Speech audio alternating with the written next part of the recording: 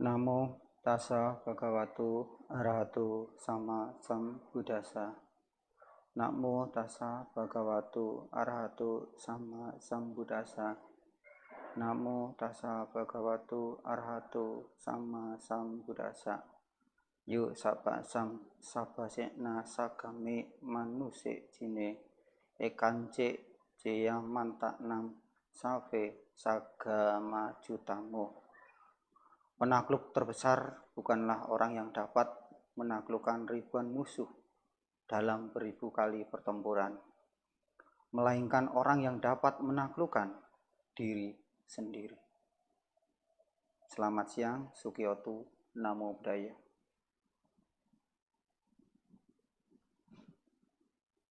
Bapak, Ibu, rekan-rekan sedharma yang berbahagia, hari ini 14 Agustus kita memperingati Hari Pramuka. 14 ke 17,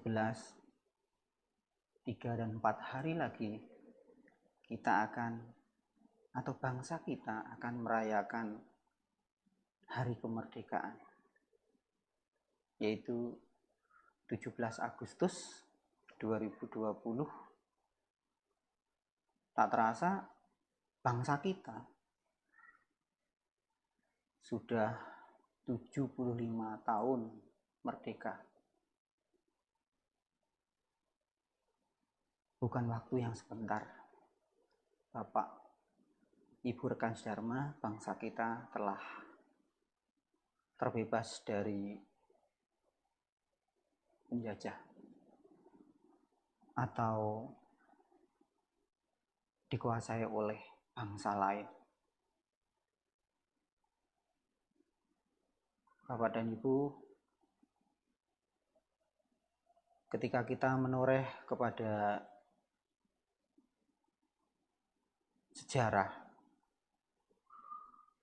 kita tahu bahwasanya bangsa Indonesia itu untuk bebas dari cengkraman bangsa lain itu sangat membutuhkan perjuangan yang sangat luar biasa, jiwa, raga, bahkan nyawa. Mereka sanggup, mereka ikhlas. Demi apa? Demi terbebas dari penjajahan atau cengkraman negara lain.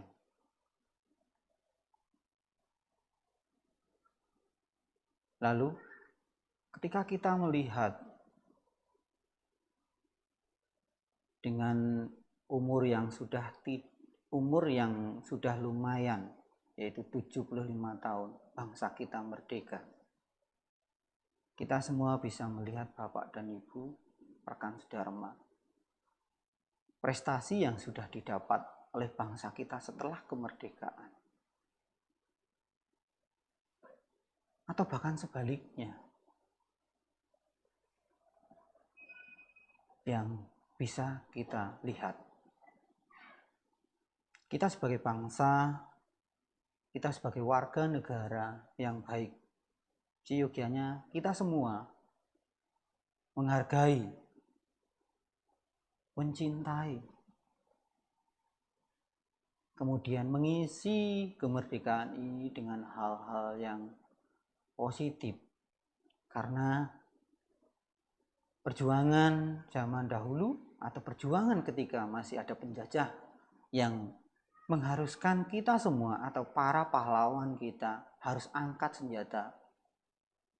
Mereka harus berkorban demi jiwa dan raga. Tetapi berbeda dengan perjuangan yang sekarang ini yang harus kita lakukan, yaitu berjuang segigih mungkin untuk mengisi kemerdekaan ini, membuat negara kita, bangsa kita menjadi maju. Bangsa kita tidak akan maju tanpa ada dukungan dari semua elemen. baik dari kalangan bawah sampai dengan atas. Tadi di awal sedikit saya cuplik dari Dhammapada Sahasawaga 103, di mana berbunyi bahwasanya penakluk terbesar bukanlah orang yang dapat menaklukkan ribuan musuh dalam beribu kali pertempuran, melainkan orang yang dapat menaklukkan diri sendiri. Nah, jika negara kita sudah terbebas dari cengkraman bangsa lain, kolonial dan lain sebagainya, lalu yang disebut merdeka bagi umat Buddha apa? Bagi kita, para umat Buddha, yaitu harus bisa menaklukkan diri kita sendiri. Kita tahu bahwasanya diri kita atau jiwa kita, jasmani kita itu dicengkram oleh apa? Oleh loba, oleh dosa, dan oleh moha.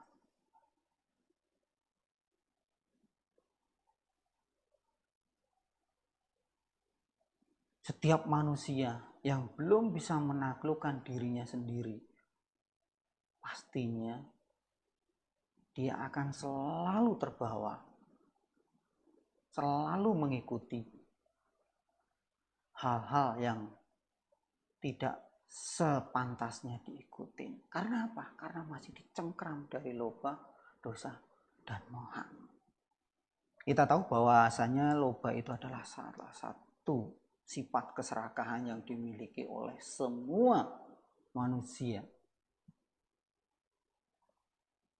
Semua manusia memiliki keserakahan, terkecuali para arahat, para Buddha. Semua memiliki keserakahan itu. Ya. Serakah secara otomatis jelek. Mau itu serakah tentang apapun ya jelek, namanya keserakahan. Ya. Karena sifat serakah itu tidak pernah memiliki yang namanya kepuasan. Tidak akan pernah.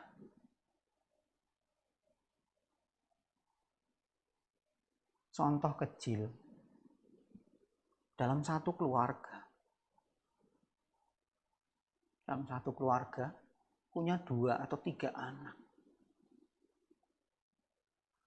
Nah, ada kakak pertama, kemudian adik, dan yang terakhir. Suatu ketika, anak-anak ini secara otomatis memiliki sifat-sifat, atau suatu ketika mereka itu akan memunculkan sifat-sifat mereka masing-masing. Ya. Di saat tertentu ketika orang tuanya datang, ya, pulang kerja, atau mungkin dari mana, pergi mungkin dari tempat yang jauh, kemudian membawakan satu oleh-oleh, ya, dengan tujuan bahwa oleh-oleh tersebut itu bisa dibagi dengan dibagi ketiga anaknya dengan pembagian yang sama rata. Namun apa yang terjadi? Kita bisa lihat, ya, dari ketiga anak ini, ya, ketiga anak ini pasti memiliki sifat yang berbeda tadi itu, memiliki sifat keserakahan yang berbeda-beda. Ada yang bisa menerima ketika di satu taruhlah satu contoh roti aja, roti itu akan dibagi 3, yang satu mungkin bisa terima, yang nomor 2 bisa terima, tapi belum tentu yang adiknya. Nah, ini bisa disebut sifat, ya, bisa juga kebiasaan. Tetapi ketika itu sifat serakah yang muncul, maka akan menimbulkan keburukan bagi semua, bahkan dirinya sendiri. Kenapa? Ya, itu akan terus dan terus muncul ketika tidak bisa mengendapkan, akan terus dan terus menuai yang namanya ketidakpuasan, akan terus menerus menuai kesalahan bagi diri dan orang lain. Ketika keserakahan itu selalu dan selalu muncul atau dikembangkan. Ketika kita melihatnya, ketika melihat itu, kita berbalik lagi kepada satu ajaran Buddha, yaitu Anguttara Nikaya. Beliau menjelaskan di dalamnya bahwasanya ketika keserakahan itu muncul atau ketika keserakahan itu ada, seyogianya keserakahan itu diendapkan, atau yang ada itu dikondisikan untuk yang baik, bukan untuk yang buruk. Nah, ini satu contoh yang sangat real. Ketika orang tidak bisa mengendalikan keserakahan itu, ya, maka keserakahan itu akan selalu menyelimuti diri kita. Inilah yang disebut belenggu bagi diri kita. Ya, kalau dulu bangsa kita terbelenggu oleh negara lain, kita sudah bebas, ya. Kalau bangsa kita sudah bebas, kita berkreasi, berinovasi dan lain sebagainya. Sebaliknya lagi ke dalam Buddha Dharma, serakah itu salah satunya, itu harus kita lepaskan. Kemudian kebencian,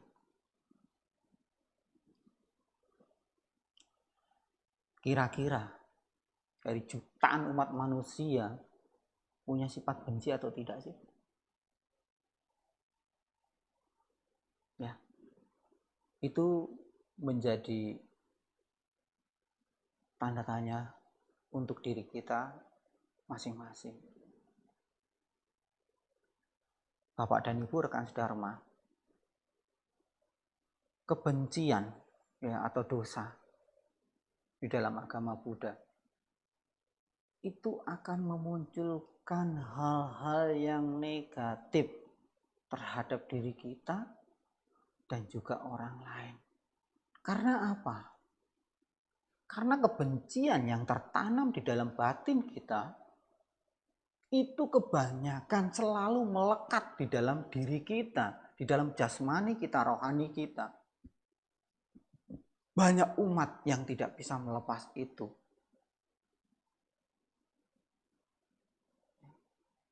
Sering kita dengar bahwasanya ketika si A benci dengan si B, sampai kapanpun saya akan benci, kebencian itu akan selalu ada di batin saya. Ketika kita menoreh kepada ajaran kebenaran, seyogianya kebencian itu bagus enggak sih ditimbul? Ya, bagus tidak kira-kira?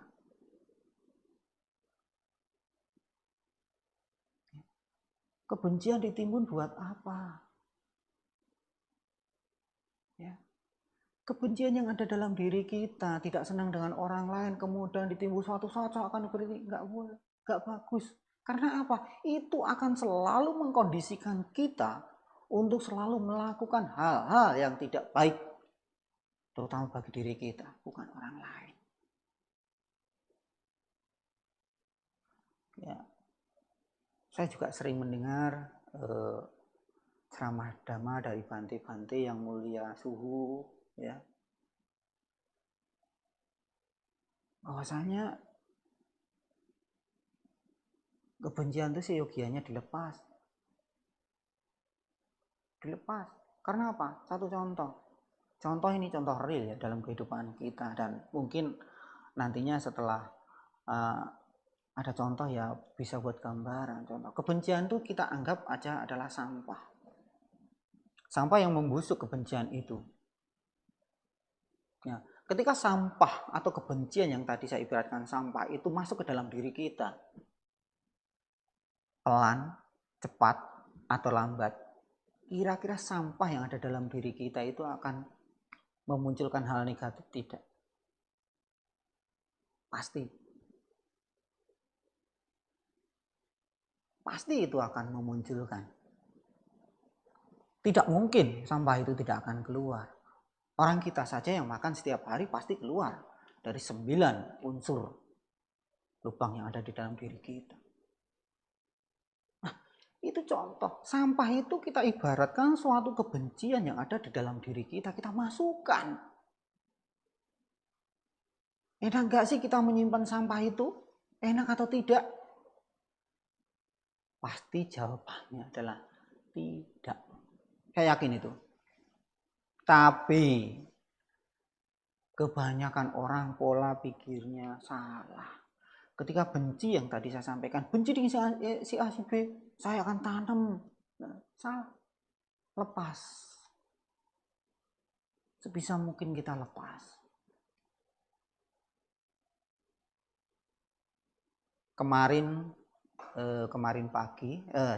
Tadi pagi saya membaca satu status dari guru saya yang mulia Suhu ya, Suhu Matra Maitri, itu menulis status di grup alumni ya. Mohon maaf saya sampaikan. Jadi beliau berkata seperti ini, jangan mengingat satu hal buruk karena di depan kita, karena jutaan hal baik ada di depan kita. Ini pagi-pagi ya, ini sangat menginspirasi saya. Artinya apa? Banyak hal yang positif di depan kita. Kenapa kita harus selalu mengingat hal-hal yang buruk? Ya, kayak tadi itu, kebencian itu adalah sampah, harusnya kita lepas. Tidak kita pendam, tambah lagi kebencian, kita pendam. Apa nanti akibatnya? Pecah, menghancurkan diri kita sendiri. Ya kan? Itu pasti. Dan tidak bisa dihindari, kalau sudah ditimbun pasti pecah ketika kita tidak bisa melepas. Ya. Bagaimana cara melepas? Ya, umat Buddha pasti tahu, rekan Dharma pasti tahu. Ya, keikhlasan salah satu kunci. Memang berat, tapi harus dilakukan. Bermeditasi itu juga penting. Ya, kemarin saya mendengar ceramah dari Bante Utamo. Ya, beliau menyampaikan di situ ya, di salah satu YouTube ini ya. Beliau menyampaikan bahwasanya banyak orang itu yang bukan malas bermeditasi, tetapi jarang bermeditasi.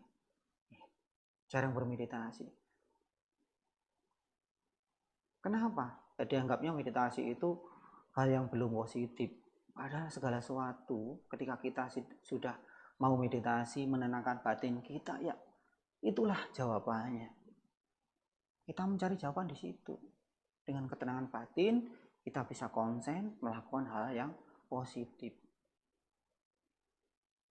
Tidak kita turutin apa yang tidak baik. Kemudian apa yang terakhir? Yang terakhir adalah moha atau kebodohan. Kebodohan batin ya. Moha. Kita tahu ya, kebodohan batin itu ada.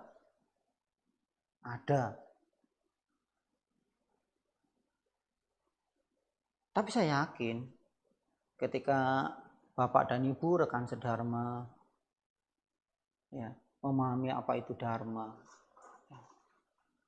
yang namanya kebodohan batin itu segera bisa diatasi. Artinya apa? Orang yang ketidaktahuan yang sangat melekat pada dirinya itu tidak akan muncul terus ketika orang sudah bisa melakukan hal yang positif. Karena batin yang bodoh itu selalu diliputi dengan ketidaktahuan. Ya. Dari 3 hal tadi, loba, dosa, moha, ya, yang identik ada di dalam diri kita adalah dosa dan loba. Kalau kebodohan batin itu sebenarnya bukan identik, ada, semuanya ada, tetapi tidak semuncul 2 hal yang di atas tadi. Ketidaktahuan ini dan itu dan sebagainya. Ini ada tetapi tidak signifikan seperti loba, dosa, dan moha. Ya, kalau moha ini contoh, moha ini kebutuhan batinnya moha. Contoh di kehidupan dulu ketika di masa-masa perjuangan bangsa kita itu selalu dibodohin dengan bangsa lain. Batinnya itu masih kelam, belum tahu kebenarannya seperti apa nanti. Ini dia duduk dan sebagainya, mereka belum paham. Batinnya belum tercerahkan, masih terbelenggu terus. Ya, seperti contoh VOC itu membelenggu kita, perdagangan dan sebagainya. Itu batinnya tidak terbuka. Bukan keserakahan, tapi batinnya tidak terbuka. Jadi ketika mereka terbuka, maka bisa terbebas dari itu. Sama halnya dengan kita yang sekarang ini. Ketika kita bisa membebaskan yang namanya kebencian, keserakahan, dan apalagi yang terakhir ada kebodohan batin, luar biasa. Cengkeraman kehidupan kita ini ya akan terlepas, akan bebas dari hal yang negatif. Ya, maka dari itu Bapak dan Ibu rekan sedharma, kita selalu harus introspeksi diri. Ya, kita harus selalu mengkoreksi diri kita. Jangan terus-terusan kita mengkaji dan menilai. Pada kenyataannya diri kita sendiri juga harus kita taklukkan, ya, dari hawa nafsu dan lain sebagainya. Maka dari itu ya kita harus selalu kontrol, melakukan hal yang bajik supaya apa? Supaya terbebas dari loba, dosa, dan moha. Nah, loba, dosa, dan moha itu ada di dalam di dalam Dhammapada ya. Itu dijelaskan bahwa penakluk yang sejati adalah orang yang berhasil menaklukkan dirinya sendiri, bukan dengan melakukan beribu-ribu musuh ya. Yang tadi ada juga di atas saya sampaikan. Menaklukkan diri sendiri itu adalah pahlawan bagi dirinya sendiri. Ya, kita mengikuti jejak perjalanan para Buddha, para arahat ya. Kita menoreh kepada Sakyamuni Buddha. Beliau untuk bisa menjadi seorang pertapa, ya, beliau untuk bisa keluar dari istana itu penuh perjuangan, ya, penuh perjuangan. Walaupun sudah dikondisikan dengan karma baiknya, tapi tetap harus berusaha dan berusaha. Ya. Bagaimana cara dia keluar, ya kan? Terus dengan siapa dia harus keluar? Itu juga perjuangannya sangat luar biasa. Artinya apa? Artinya kita harus menoreh dari kegigihan beliau. Ya. Beliau rela untuk meninggalkan anak istri, bahkan istana yang 7 keturunan tidak akan habis dimakan. Beliau rela demi apa? Membebaskan yang namanya kelahiran atau penderitaan. Kelahiran yang jelas seperti itu. Karena selama manusia masih terlahir dan terlahir, maka manusia itu selalu akan berputar di lingkaran kehidupan ini. Makanya beliau berusaha untuk membebaskan itu yang dicengkeram loba, dosa, dan moha, biar terbebas. Ya, pembebasannya melalui apa? Yaitu menemukan jalan Hasta Arya Magga. Ya, memahami duka, mengerti apa itu sebab duka. Ya, kemudian hasilnya atau lenyapnya duka. Kemudian caranya bagaimana? Yaitu dengan Hasta Arya Magga. Nah, ini yang ditemukan oleh beliau untuk membebaskan dirinya dari cengkraman kehidupan, atau cengkraman loba, dosa, dan moha. Ya, jadi kita semuanya, Bapak dan Ibu, rekan sedharma, harus semangat untuk itu. Setelah paham, ya saya tidak menggurui, saya hanya ingin berbagi saja, karena banyak guru-guru kita yang mulia Biku, yang mulia Bante, yang mulia Suhu, mereka luar biasa untuk menyampaikan ya. Sedikit banyak kita selalu serap setiap harinya supaya hal positif selalu ada pada diri kita. Mungkin itu Bapak dan Ibu rekan sedharma yang bisa saya sampaikan pada siang hari ini. Semoga berkah ya, semoga ada manfaat sedikit atau banyaknya. Akhir kata dari saya, selamat siang, Sukiyotu, Sapi Sata, Bawan Restu Kitata, semoga semua makhluk hidup berbahagia. Namo Buddhaya.